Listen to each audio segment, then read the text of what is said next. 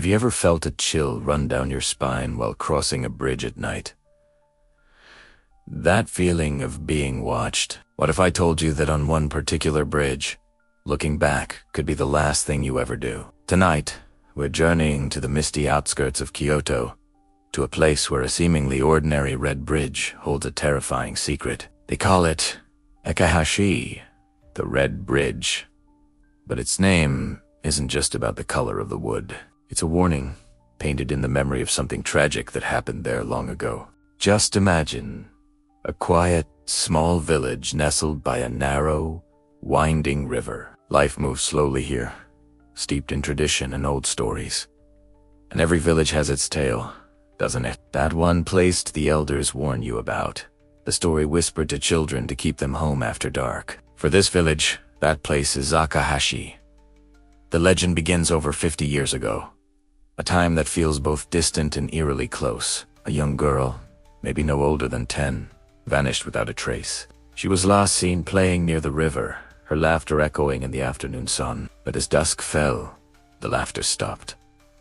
Frantic searches were organized. The villagers combed the river banks, the woods, and every corner of the village. They found nothing, no footprints, no signs of a struggle, nothing. It was as if she had simply dissolved into the evening mist. Her body was never recovered. The official story was a tragic accident, that she likely slipped and fell into the river, her small frame swept away by the current. But the locals know better. They believe her spirit, lost and lonely, never left the place where she was last seen. They say she's still there, forever bound to that red wooden bridge, waiting. Now, let's fast forward to a more recent time. Meet Rio, a university student just like any other. It was bright, a bit of a skeptic, and always focused on his studies. One evening, after a late study session at the library, he found himself in a familiar predicament. He had missed the last train home. A sigh of frustration. His apartment was on the other side of the village, and the quickest path was the one he usually avoided at this hour. The path across Aka Hashi. The night was unusually thick with fog. It wasn't the gentle mist you see in postcards of Japan. This was a heavy, suffocating blanket that rolled in from the river, swallowing the moonlight and muffling every sound. The air grew cold and damp. The only light came from his phone, a tiny, inadequate beacon in the oppressive darkness. All Rio wanted was to get home to his warm bed. Crossing the bridge seemed like a small inconvenience. He'd heard the old stories, of course, but dismissed them as folklore, tales to scare children. He stepped onto the bridge. The old wood groaned under his weight, the sound echoing unnaturally in the fog. The air was still. All he could hear was the soft gurgle of the river below and the rhythmic thud of his own footsteps on the planks. Thud. Thud. He was about halfway across when he heard it. A faint, soft sound. Asterisk. Pat.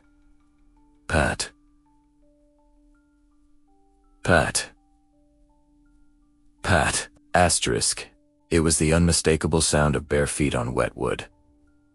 It was coming from behind him. Ryo paused, listening. The sound stopped. He told himself it was just an echo, the fog playing tricks on his ears. He started walking again, a little faster this time. Thud. Thud. And there it was again. Asterisk. Pat pat patast. Asterisk. It was closer now, clearer. The rhythm was perfect, matching his own stride but with a chilling, wet quality.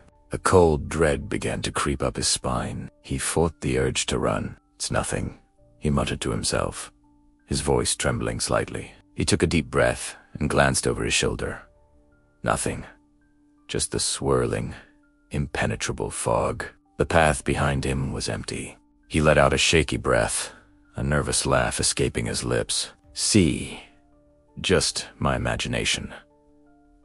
But the feeling of being watched was overwhelming. The sound hadn't been his imagination. It was reality. He turned back around and started walking, his heart hammering against his ribs. The sound of his own footsteps was now drowned out by the other. Asterisk, pat, pat, asterisk. He was so close now. He He could almost feel the presence right behind his back, as if someone was walking just inches away, mimicking his every move. The wooden planks creaked, not just under his own weight, but with the weight of another, unseen person. He didn't dare look back again. He could feel hot breath on his neck. No, not hot. It was cold, an icy, damp breath that smelled of river water and decay. His blood ran cold. He froze in place, every muscle in his body screaming at him to run. But fear had paralyzed him. Slowly, ever so slowly, he turned his head, and that's when he saw her. Standing right in front of him was a small girl. She wore a simple school uniform, the kind you'd see in old photographs, but it was drenched, clinging to her small frame as if she'd just been pulled from the river. Her long, black hair was plastered to her face, a dark curtain hiding whatever lay beneath. She wasn't standing on the bridge. Her bare feet hovered a few inches above the planks, dripping water that sizzled and evaporated before it could even form a puddle. Raya was frozen in sheer terror. His mind couldn't process what he was seeing. This had to be a nightmare, but the cold seeping into his bones felt horrifyingly real. The air grew heavy, thick with sorrow and a palpable sense of malice. Then, the girl slowly lifted her head. The tangled, wet hair parted just enough to reveal a face, pale as bone. But where her eyes should have been, they were only dark, empty, sucked, bottomless pits that seemed to pull in the little light that remained. Water, murky and dark, began to trickle from the corners of her lipless mouth, not dripping onto the bridge, but flowing in an endless stream down her chin and onto her soaked uniform. She opened her mouth, and a whisper slithered out, a sound like dead leaves skittering across pavement. It was a language he didn't recognize.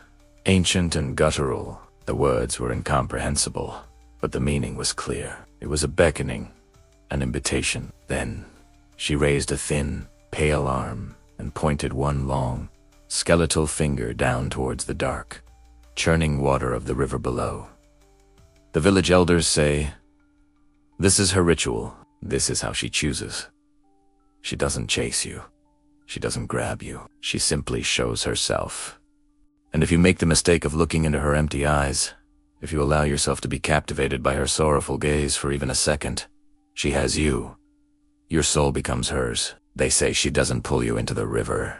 You simply go. There's no splash, no struggle, no scream. You just vanish from the bridge, disappearing into the cold, silent depths, becoming another lost soul bound to the water." The next morning, the fog had lifted. A local farmer crossing the bridge on his way to the fields noticed something lying on the wooden planks. It was Ria's umbrella, lying right in the middle of the bridge. But Rio was gone. They searched for days, just as they had for the little girl 50 years before. They dragged the river.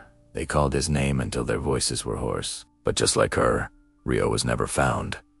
He had simply vanished. Now, the legend of Aka Hashi is stronger than ever. It's a stark reminder that some places hold onto their pain.